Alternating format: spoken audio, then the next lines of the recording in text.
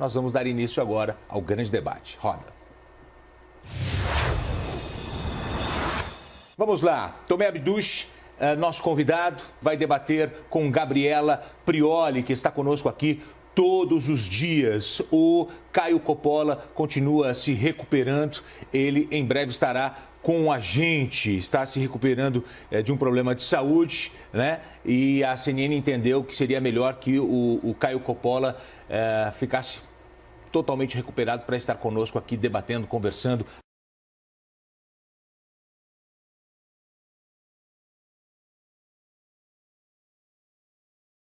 Nessa pluralidade de opiniões que a CNN traz essa novidade para você. O grande debate é um grande sucesso na CNN americana e a gente traz para o Brasil esse projeto de conversa, de debate, de discussão, de pluralidade de ideias. Bom, coletiva do presidente com ministros mostrou o governo federal entrando com força total no combate ao coronavírus.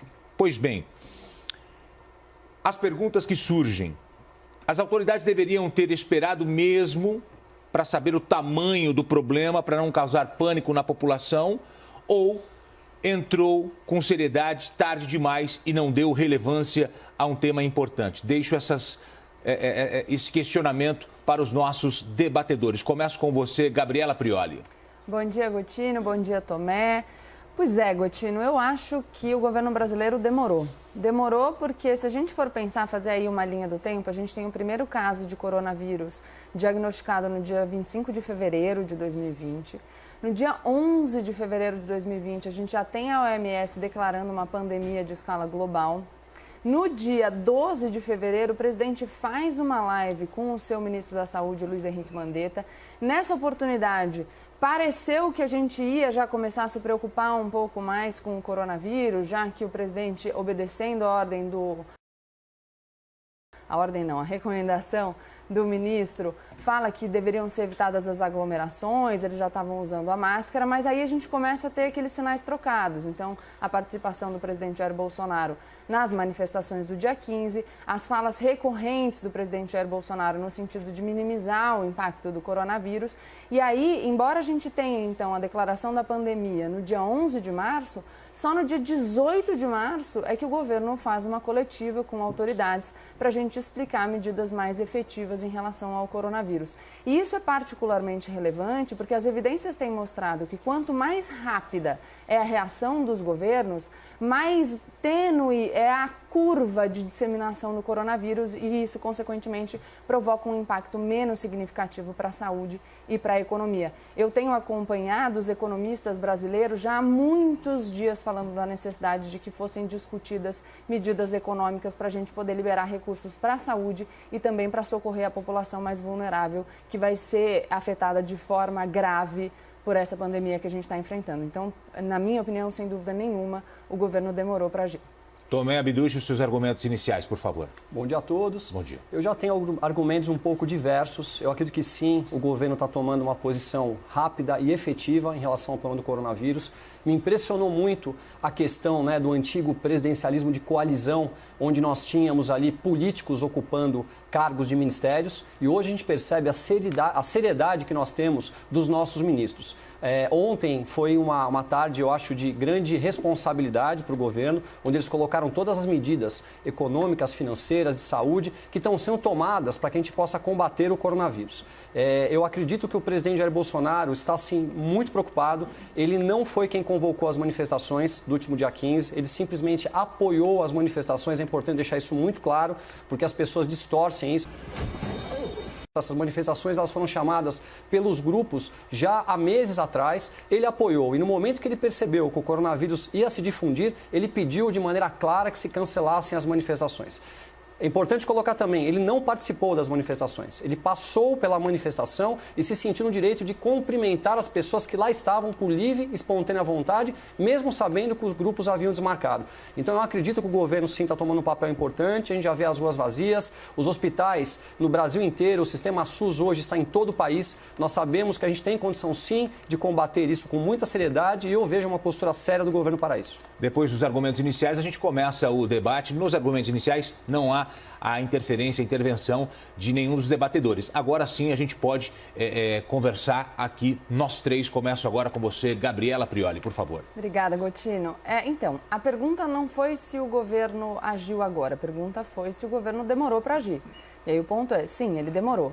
E isso, ao que me parece, não tem nada a ver com a questão do presidencialismo de coalizão. Tem a ver com o fato de que o presidente da República insistia em minimizar o impacto do coronavírus. Aliás, insiste ainda. Nas falas da própria coletiva de ontem, existem vários momentos em que o presidente da República diz que a gente tem que se preocupar, mas que também a gente não precisa ter histeria, porque a gente já enfrentou situações piores. Ele insiste nessa história de minimizar a preocupação. Depois, a questão da nomeação de ministros técnicos é uma questão muito importante. Mas eu vou reiterar o argumento que eu tenho levantado aqui. Só faz sentido a gente defender que os ministros sejam técnicos se a gente obedecer às recomendações técnicas dos ministros. Então, quando o presidente da República senta ao lado do Luiz Henrique Mandetta, fala para as pessoas, olha, vamos evitar aglomerações, e alguns dias depois ele faz inversamente, o completo inverso daquilo que recomendou o ministro, indo não só apertar a mão dos seus apoiadores, sendo que muitas pessoas do seu círculo de convívio já tinham sido diagnosticadas com o coronavírus, mas pegando o celular, enfim. E o fato, essa afirmação de que o presidente não convocou as manifestações, eu vou pedir desculpa aqui, mas a gente tem um vídeo do presidente em Roraima, convocando as pessoas para irem para as ruas no dia 15 de março. A gente tem um post da Secretaria de Comunicação do governo falando sobre as manifestações de 15 de março. E não obstante o presidente tenha dissuadido as pessoas quando estava ao lado do seu ministro da Saúde, no dia 15, assim que as pessoas começam a ir para as ruas, ele posta nas suas redes sociais enaltecendo a participação do público. E aí a gente precisa aqui deixar muito claro que ontem, inclusive na coletiva, o presidente diz o seguinte, eu não posso abandonar o povo, eu tenho que estar com as pessoas e eu calculei ali o risco para mim. Mas, de novo, a gente tem um problema dessa visão autocentrada. O risco ali não era só para ele, era para todo mundo. O compromisso do presidente com o povo brasileiro é o compromisso de governar com responsabilidade. E governar com responsabilidade significa também atender a recomendação técnica do seu ministro e fazer o que é preciso para a gente não disseminar o coronavírus.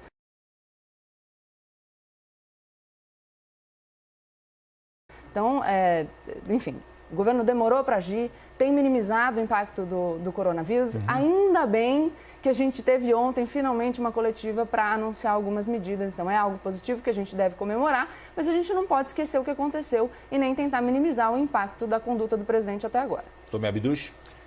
Eu discordo mais uma vez. Eu acho que governar com responsabilidade é o que está sendo feito no Brasil hoje. Nós tivemos governos no passado que, infelizmente, assaltaram o nosso país e destruíram o nosso país por conta da corrupção. O toma lá da cá era uma coisa diariamente que acontecia em todos os níveis do nosso governo.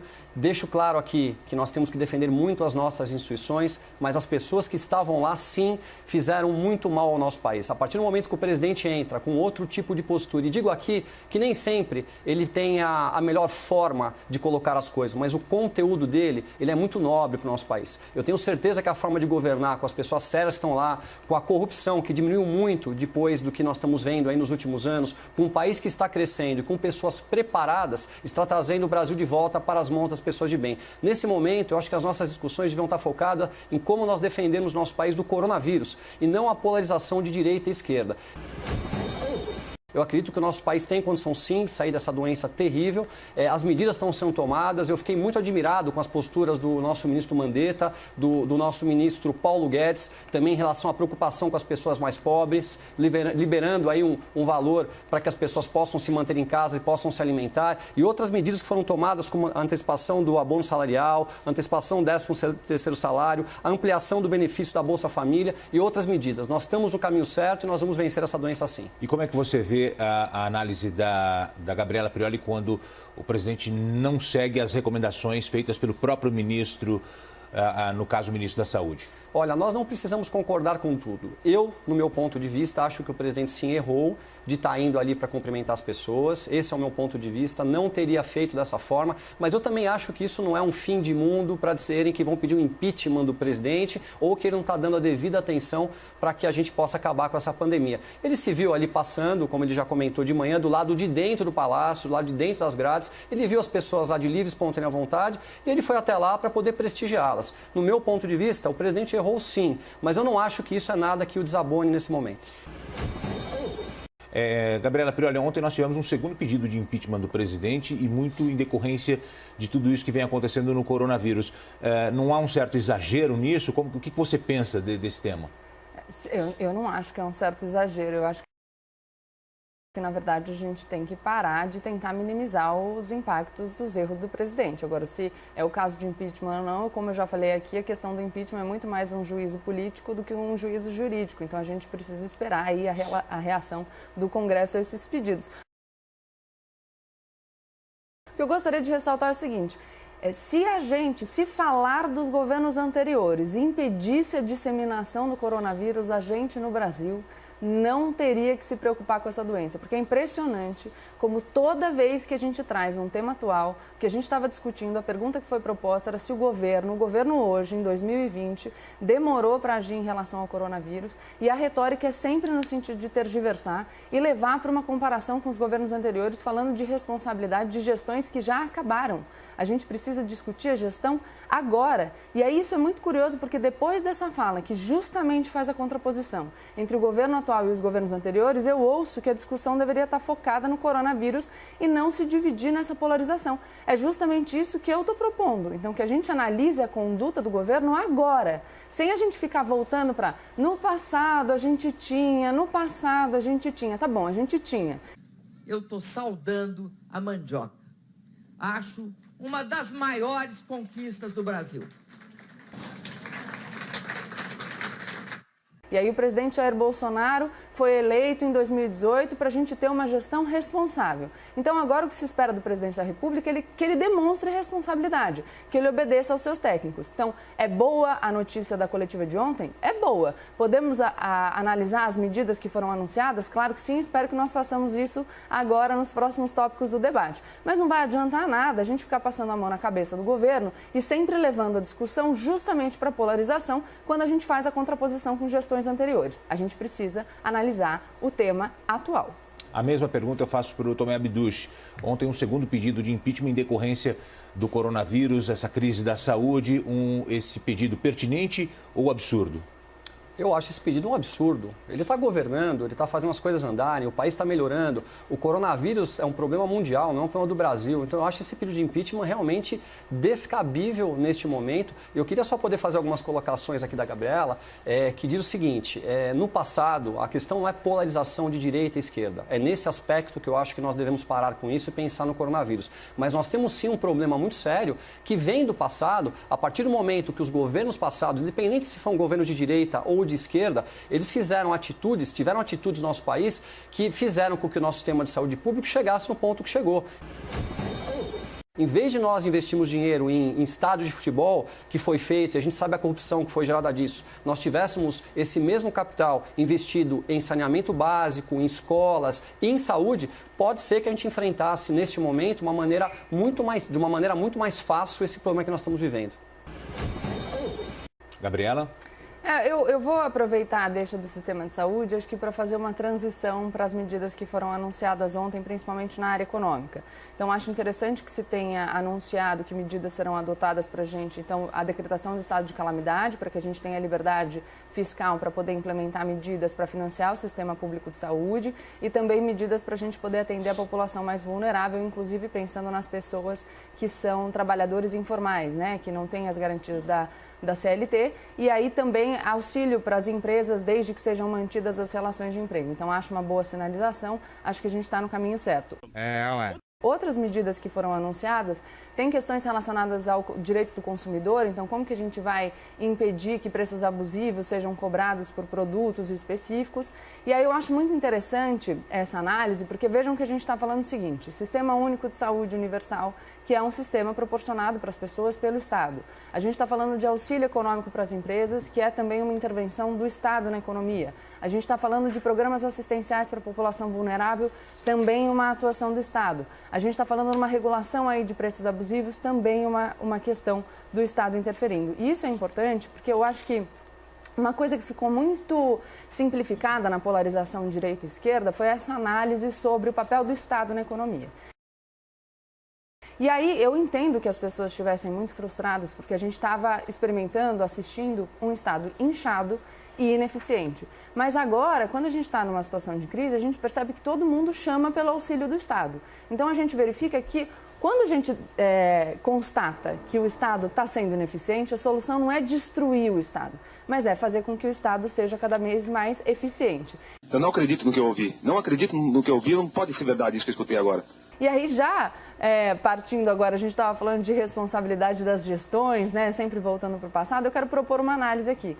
Quando o governo anuncia medidas econômicas e todas elas implicam gastos adicionais para o governo, a pergunta que surge, a preocupação que surge, naturalmente, até porque a gente vai ter uma queda de arrecadação pela queda da atividade, é como que a gente vai conseguir pagar a conta. E aí o deputado federal Eduardo Bolsonaro, filho do presidente, ajudou a gente.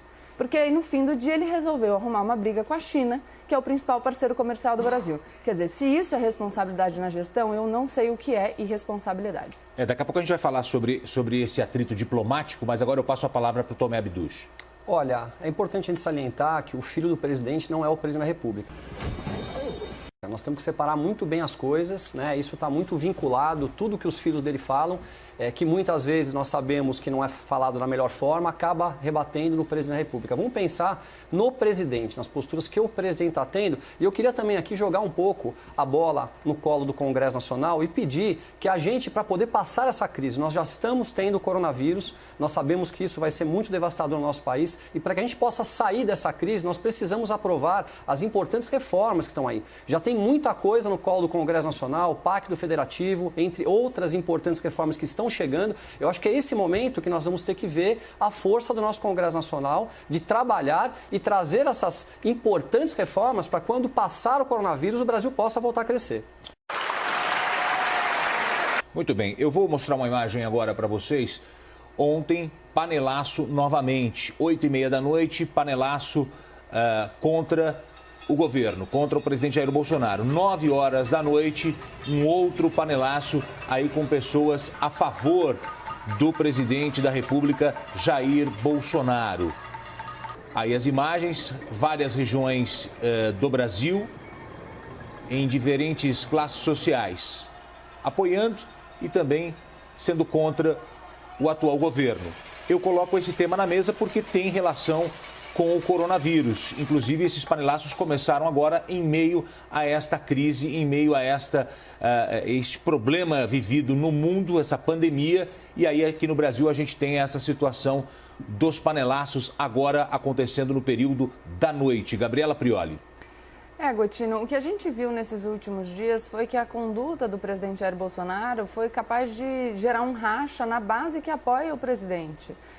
Ele lidou tão mal com a questão do coronavírus, de forma tão irresponsável, minimizando os impactos. Ele continua minimizando os impactos desse vírus, inclusive com a retórica na entrevista de ontem. Inclusive ontem a questão das máscaras foi um péssimo exemplo para a população brasileira sobre como usar as máscaras, e a gente deveria ter as autoridades públicas atuando de forma positiva nesse sentido, para que as pessoas fossem informadas com qualidade. Mas acho natural que as pessoas se manifestem, é um direito das pessoas de se manifestar. Entendo que isso é uma reação à postura do presidente nos últimos dias. Você fala sobre o quê? Que eles tiravam as máscaras para falar ali?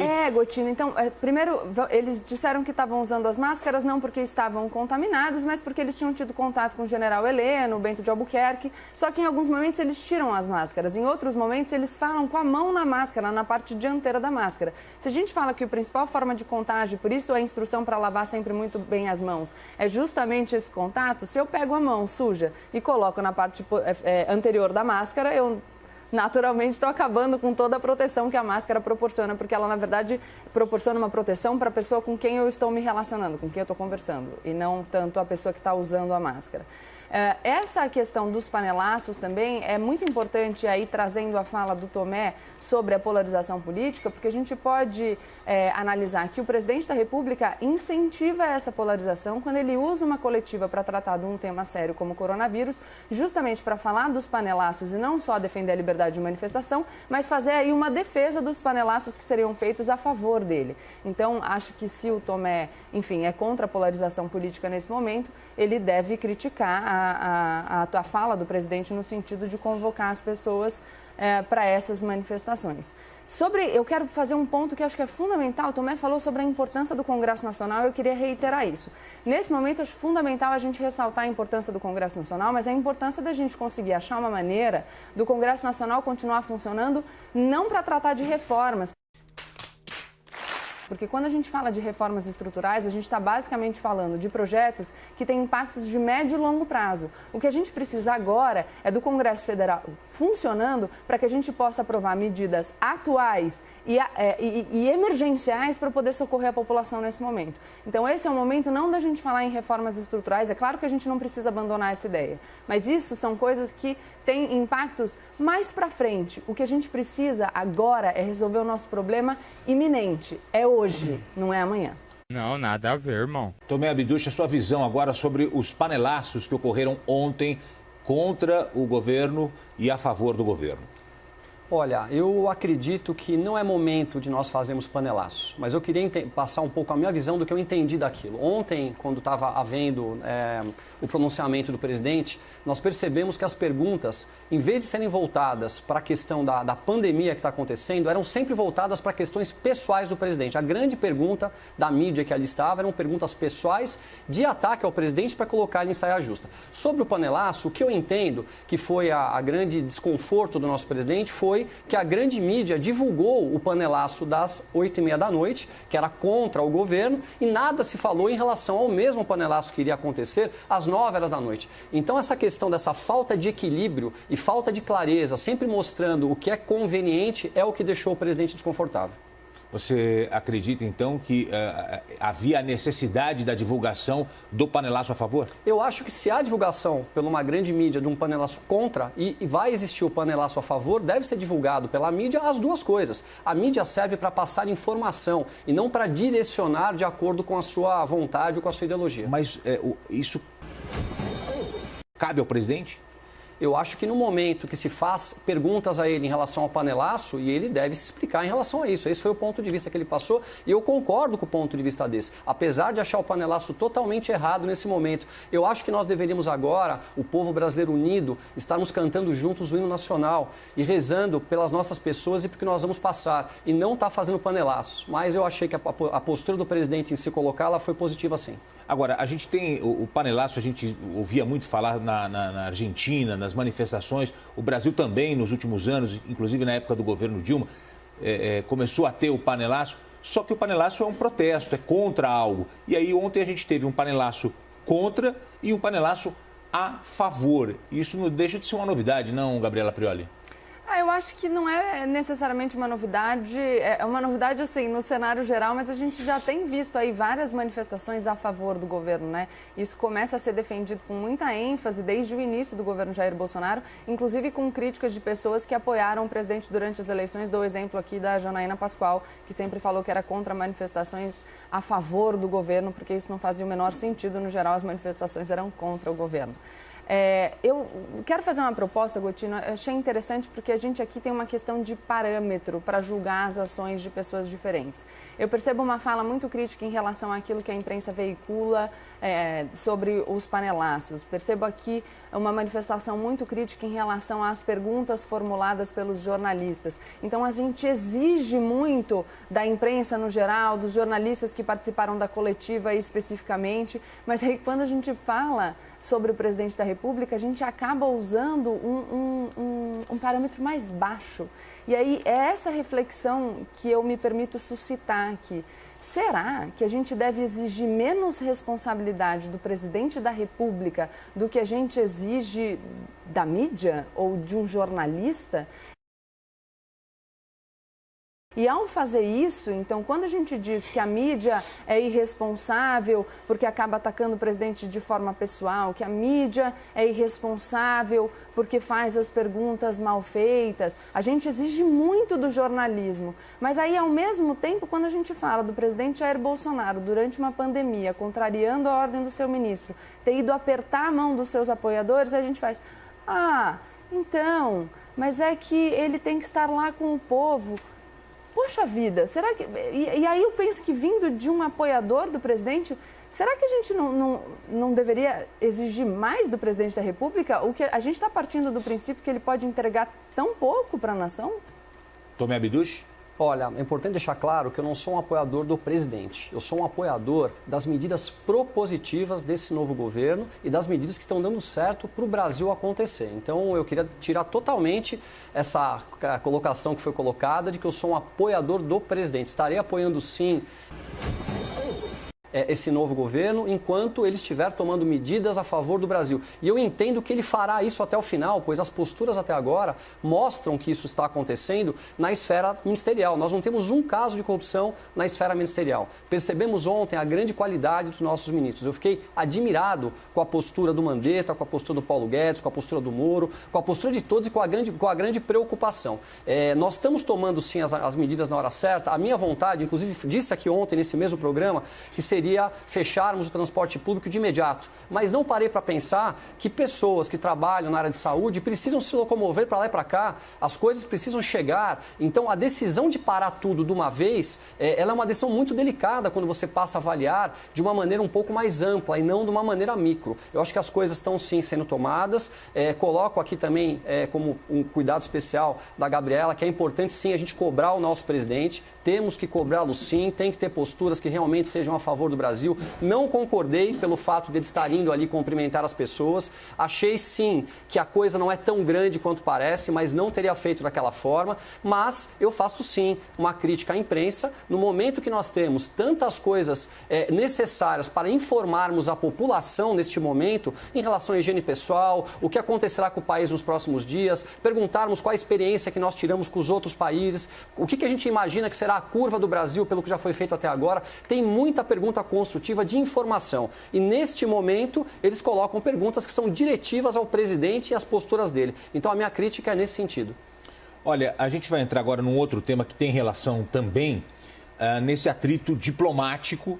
Eduardo Bolsonaro, deputado federal, ligado diretamente ao governo, é filho do presidente da República. Ele culpa a China por essa pandemia. O Igor Peixoto vai colocar para a gente, olha só, quem assistiu Chernobyl vai entender o que ocorreu. Substitua a usina nuclear pelo coronavírus e a ditadura soviética pela chinesa. Mais uma vez, uma ditadura preferiu esconder algo grave a expor, tendo desgaste, mas que salvaria inúmeras vidas. A culpa é da China e liberdade seria a solução. Esse tweet imediatamente rodou pelo Brasil. Autoridades se manifestaram, inclusive a embaixada chinesa. A embaixada chinesa, o embaixador chinês também já se manifestou. Inclusive, em um dos tweets, olha, a parte chinesa repudia veementemente as suas palavras e exige que as retire imediatamente e peça uma desculpa ao povo chinês. Vou protestar e manifestar a nossa indignação junto ao Itamaraty e à Câmara dos Deputados e em Guanin, ligado ao consulado chinês, à embaixada chinesa. Uma outra colocação, eu vou levantar aqui, um dos integrantes do governo chinês no Brasil falou sobre essa questão, dessa parceria que o Brasil tem com a China e deixou no ar que essa parceria estaria ameaçada. Queria que os nossos debatedores falassem sobre isso. Começo agora com você para respeitar aqui a nossa ordem de quem começa, termina, como a gente faz todos os dias, amanhã será invertido. Então, começo com você agora, Tomé Abduch. Olha, eu achei descabível essa colocação neste momento, achei desnecessária, um momento totalmente errado para um Twitter desse. Eu acho que se isso realmente for uma verdade, é uma coisa para se descer lá na frente e neste momento aqui, essas coisas só atrapalham. Esse tipo de postura acaba fazendo com que o nosso país fique praticamente aí em discussões de coisas que não são importantes nesse momento. Então, achei muito descabível nesse momento essa colocação. Você acredita que isso faz parte de seguir à risca o posicionamento do presidente dos Estados Unidos, Donald Trump? A gente sabe da admiração que Eduardo Bolsonaro tem, e ontem mesmo Donald Trump teve até uma discussão com os jornalistas, porque Donald Trump a todo instante chama o coronavírus de vírus chinês. Olha, que há uma grande admiração pelo Eduardo Bolsonaro, o presidente, eu tenho certeza disso, mas eu acredito que nós temos que ter uma personalidade própria e acreditarmos nas coisas que realmente estão para que a gente possa passar o nosso sentimento real do que está acontecendo.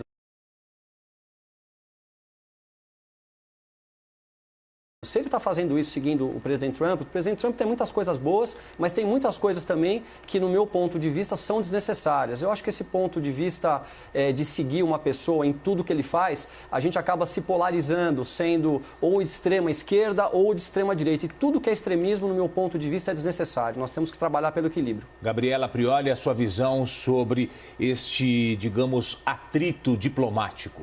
É péssimo, né, Gotino? Como eu disse antes, a gente tem a China como nosso principal parceiro comercial.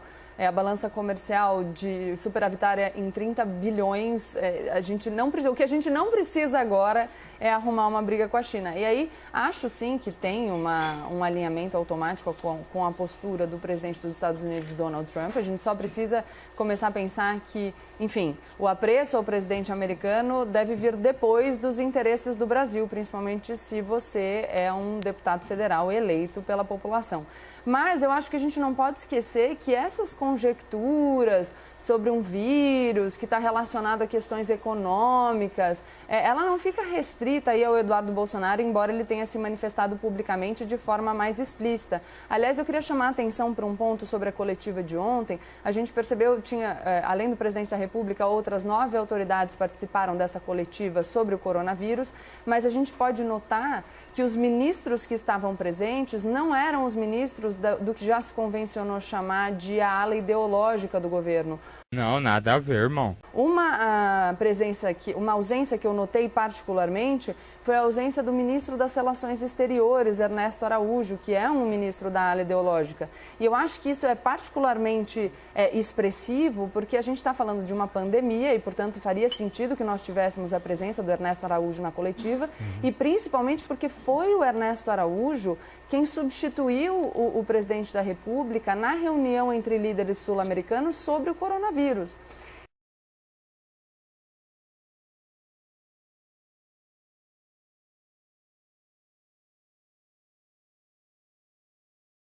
Então, eu percebo aqui uma divisão do governo e acho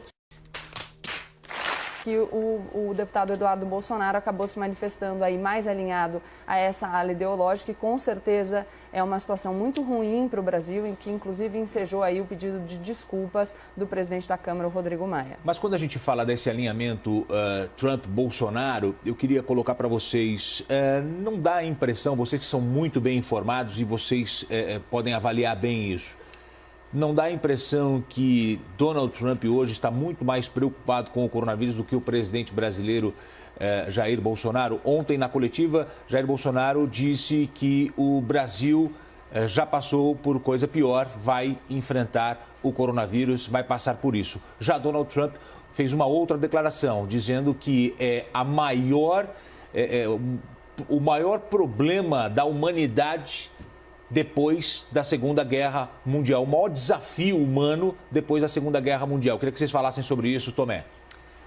Olha, a minha mãe passou a Segunda Guerra Mundial praticamente toda. Ela nasceu no primeiro ano de guerra, viveu 5 anos.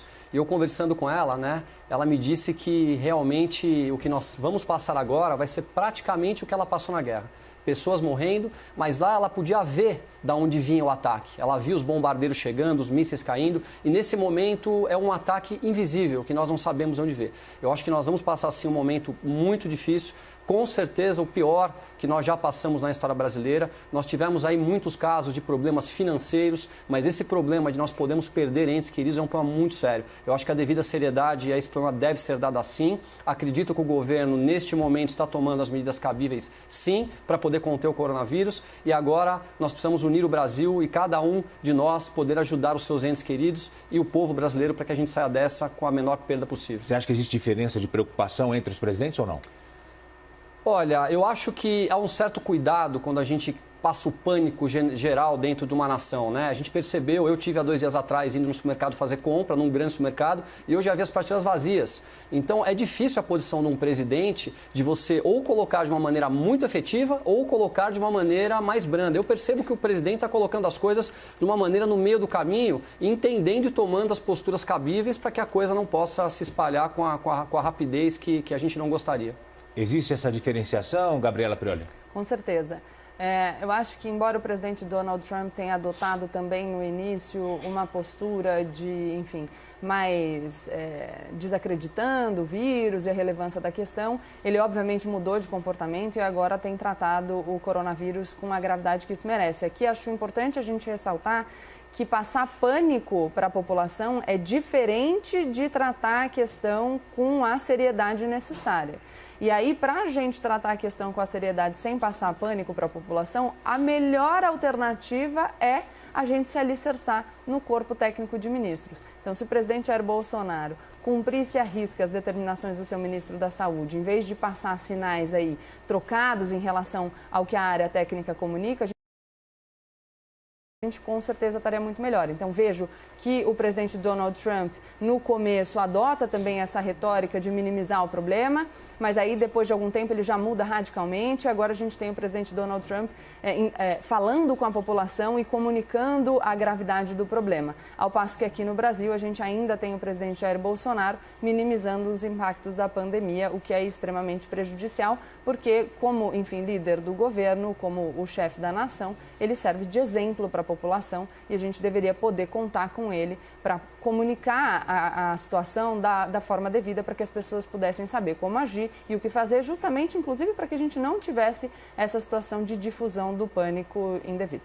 Olha, esse é o grande debate. Todos os dias aqui dentro do Novo Dia na CNN tem o grande debate, sempre com temas relevantes, temas atuais. A gente vai agora para o momento final do grande debate desta quinta-feira. Tomé Abduch, as suas considerações finais, por favor.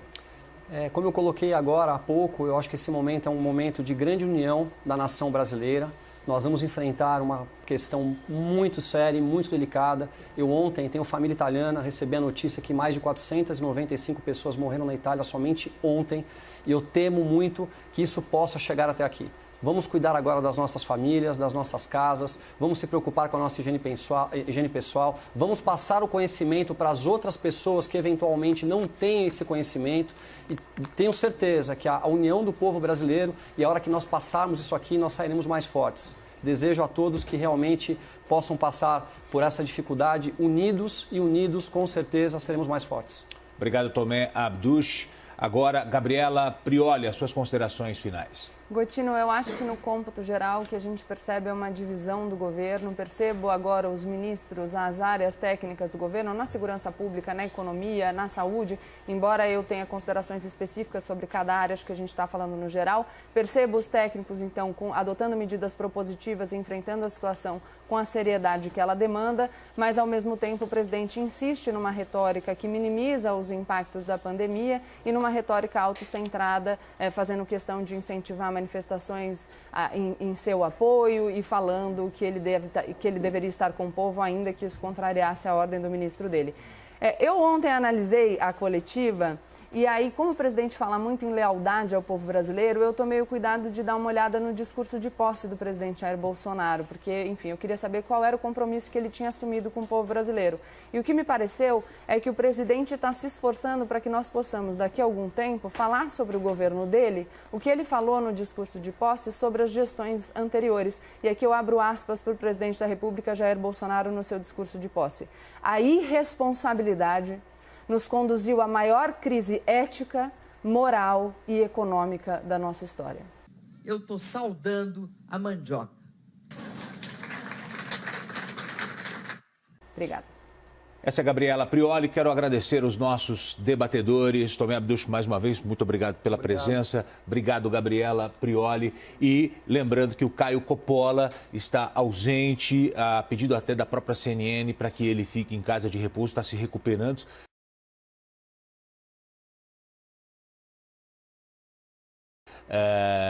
E com certeza nos próximos dias já estará conosco. Melhoras aí, Caio Coppola, em breve com a gente.